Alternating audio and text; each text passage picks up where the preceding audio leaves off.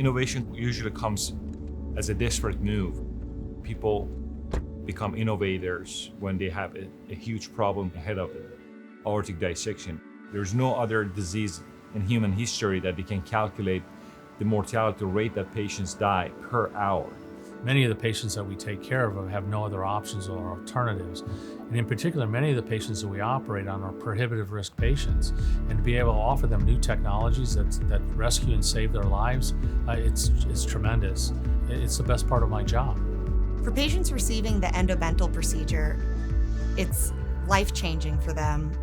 They weren't surgical candidates for the standard of care, and so before this procedure, the only thing we had to offer was palliative care or end-of-life care. Part of what we've been able to do here in Maryland is see these complex problems, patients who otherwise would be too sick for open surgery, by bringing people together from different backgrounds and approaches and getting really good brains together in the same room to solve complex problems. We've been very successful on that. At the University of Maryland Center for Aortic Disease, we have a unique collaborative approach between our cardiac team and our vascular team.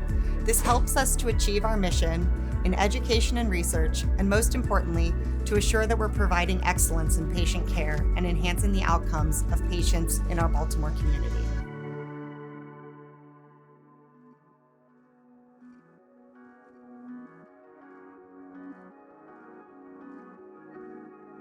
Coming to Maryland, I found a bit of a way station, no transplantation, and a struggling adult cardiac and pediatric cardiac surgical program. I came to Maryland to help establish a new program. Multiple hospitals became dependent referrals to us. Any aortic disease, from the root all the way through the iliacs, can be managed by our team, and we know all available options so that we can individualize care and pick what's best for that patient and that family.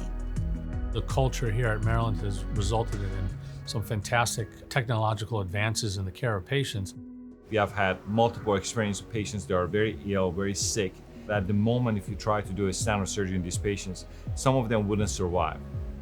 So as a result, we came up with this idea of creating a device to be able to fix the problem, either permanent or temporary, to get these patients out of this life-threatening injury and rupture. By taking endovascular stent grafts and marrying them with transcatheter aortic valves, basically replace an aortic root. Instead of opening somebody's chest who's already very sick and put them on cardiopulmonary bypass, they cannot tolerate that magnitude of injury and trauma to their body who are already suffering. Instead of that, we are going to go through the arteries through the groins or through the arteries through the shoulders where the aortic valve is located, and we can essentially replace that whole structure without opening these people's chests. And our experience shows these people, even if they are very old and disabled at baseline, they can recover through this process. Modern medicine is based on communication.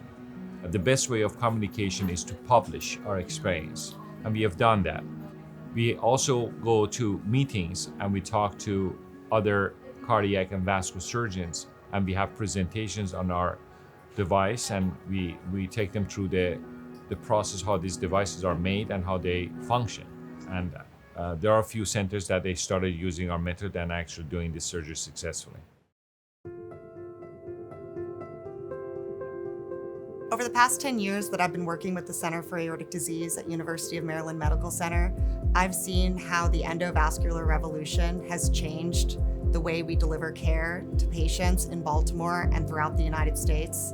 Some of the biggest advances in cardiac surgery in the last 50 years have to include the use of the TAVR valve.